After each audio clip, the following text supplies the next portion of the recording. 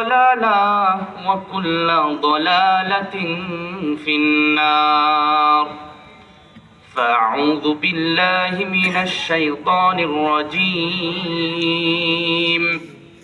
بسم الله الرحمن الرحيم. يا أيها الناس اتقوا ربكم الذي خلقكم من نفس واحدة وخلق منها زوجها وبث منهما رجالا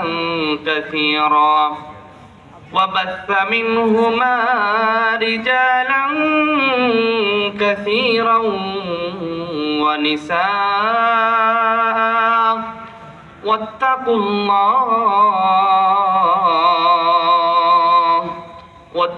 الله الذي تساءلون به والأرحام إن الله كان عليكم رقيبا.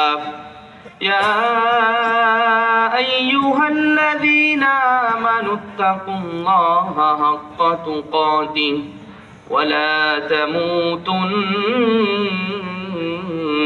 إلا وأنتم مسلمون. يا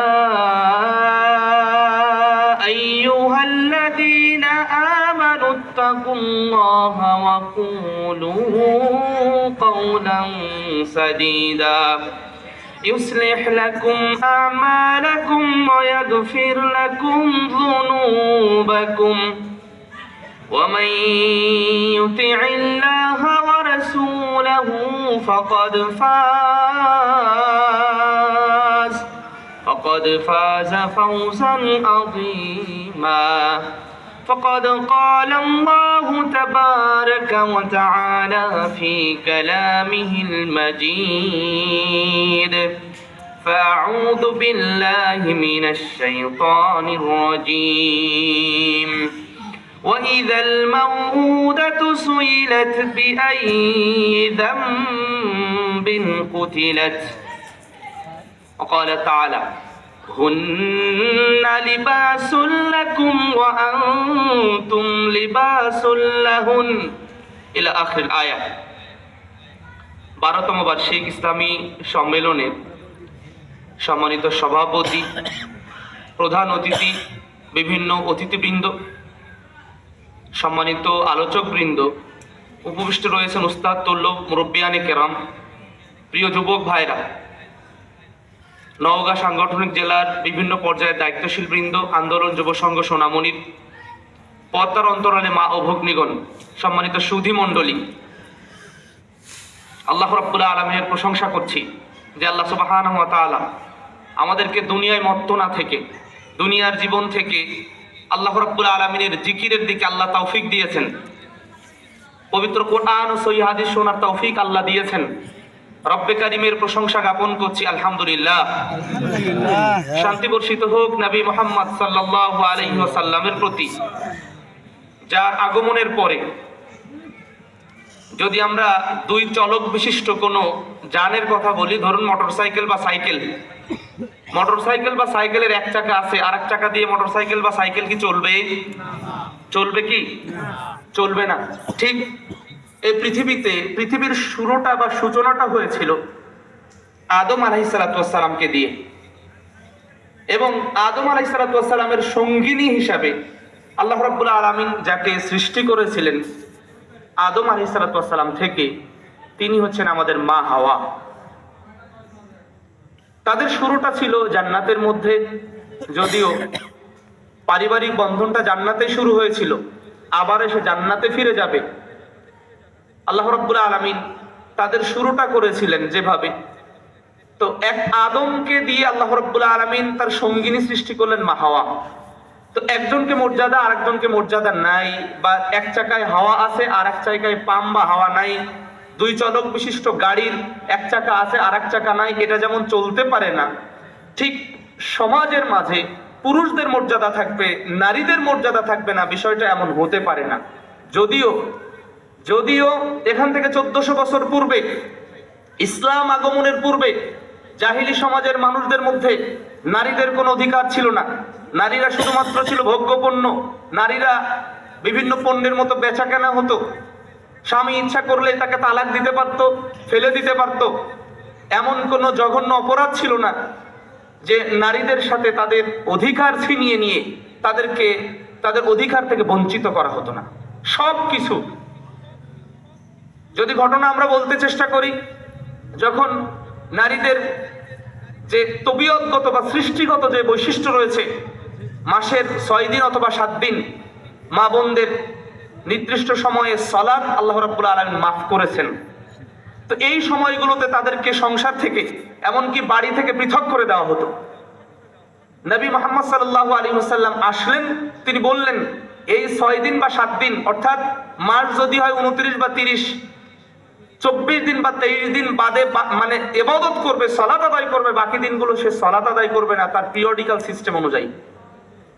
তো তারা তাদেরকে বাড়ি থেকে বের করে দিত।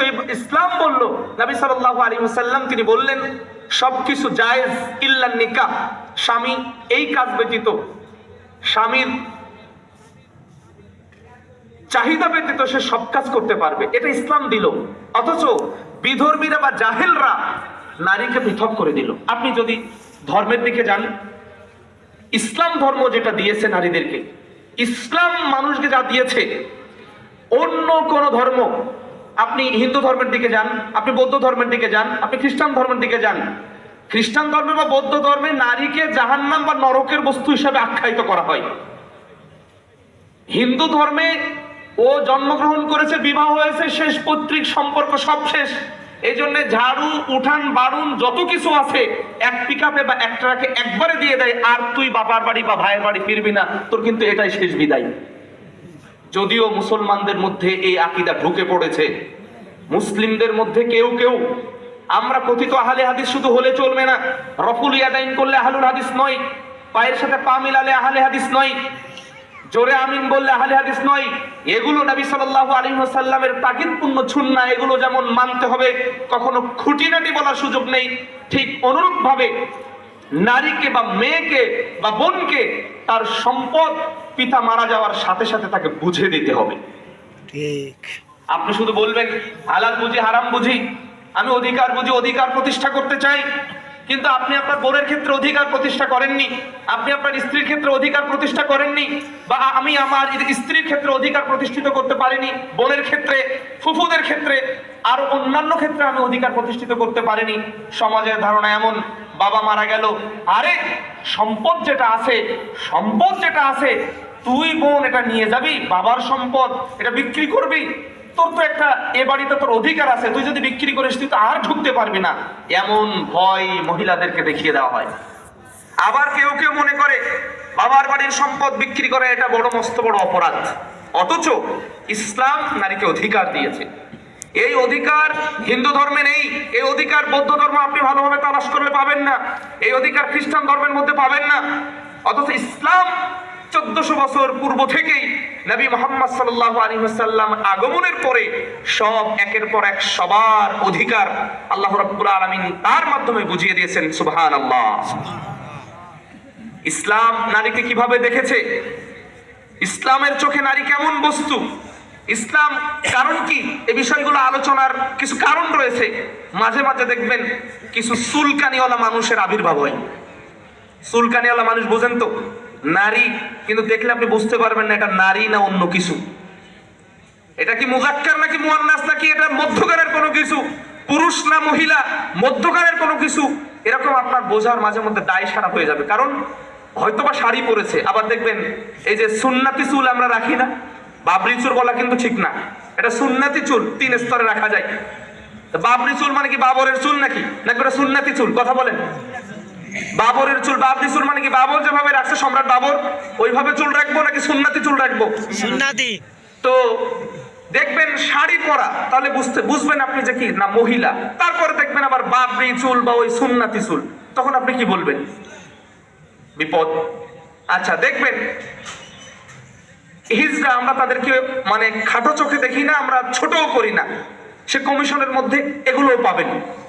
তো তারা বলবে কি জানেন, না, নারীদের এই অধিকার দিতে হবে, নারীদের এই অধিকার দিয়ে দিতে হবে, এই অধিকার নারীদের প্রয়োজন। আরে পাগলের পাগল আপনি, পাগলের পাগল আপনি। ইসলাম 1400 বছর পূর্বে নারীকে অধিকার দিয়েছে, আর আপনি এখন এসে ইউনূস সরকারের সময় এসে নারী অধিকার কমিশন গঠন করতে চাচ্ছেন আর বলছেন নারীরা ওই পতিতালয়ে কাজ করবে, করে তাদেরকে জেনাকার জেনাচোর বলা যাবে না, ওটাও হলো এক ধরনের কর্ম। নাউযুবিল্লাহ মিন যালিক। ইসলাম নারীকে অধিকার দিয়েছে, ইসলামে নারী মা, ইসলামে নারী সন্তান, ইসলামে নারী স্ত্রী, ইসলামে নারী মর্যাদার বস্তু, ইসলামে নারী সম্মানের বস্তু। এই নারীকে ইসলাম ছাড়া পৃথিবীর অন্য কোন ধর্ম এরকম অধিকার দেয় নাই। এ মানুষের বোঝে না, কারণ ইসলামের জ্ঞানই তো তার মধ্যে নেই। ইসলাম যে কি জিনিস আপনি তাকে দেখলেই বুঝতে পারবেন। টাটকা একেবারে আদবহীন মহিলা, তারা যাচ্ছে নারী কমিশন, যাদের মানে বুকের কাপড় ঠিক নেই, মাথার কাপড় ঠিক নেই, বেহায়ার মতো ওখানে 13 জন 14 জন 15 জন বিশাল এক কমিশন গঠন করেছে। মূলত এগুলো বাংলার মা বোনদেরকে ইজ্জত হরণ করার, বাংলার মা বোনদেরকে নষ্ট করার, বাংলার মা বোনদের সম্মান পথে নামিয়ে আনার এক একটি বিদেশি অপকৌশল ছাড়া কিছু না। আল্লাহ রাব্বুল আলামিন আমাদের বোঝার তৌফিক দান করুন। যদি তাই না হয়, আমিন। যদি তাই না হয়, আল্লাহ সুবহানাহু ওয়া তাআলা আল কুরআনুল কারীমের সূরা তাকবীর 8 এবং 9 নম্বর আয়াতের মধ্যে তিনি কেন বললেন? কারণ জাহেলি সমাজে নারীদের অবস্থান এমন ছিল। আল্লাহ রাব্বুল আলামিনের ভাষায়, আউযু বিল্লাহি মিনাশ শাইতানির রাজীম, ওয়া ইযাল মাউউদাতু সুইলাত বিআইয়ি যামবিন কুতিলাত। ওখানে আল্লাহ রাব্বুল আলামিন স্পষ্ট এটা তারা বোঝাতে চাইলেন, জাহেলি যুগে কন্যা সন্তানকে অপমানের বস্তু হিসাবে ধরে কন্যা সন্তানকে জীবন্ত মাটির নিচে চাপা দেওয়া হতো। আপনি আমাকে চিন্তা করি, আমি আপনি কি চিন্তা করতে পারি যে কন্যা সন্তান হলে নাকি না মানে তাকে, তাদের একটা স্ট্যাটাস, তাদের একটা লাইফস্টাইল, তাদের একটা সমাজের রীতি বা ধারা, যে কন্যা হয়েছে মানে ওর মর্যাদা কমে গেছে, কন্যা সন্তানকে কি করা লাগবে? কন্যা সন্তানকে মাটির নিচে পুঁতে ফেলতে হবে। জীবন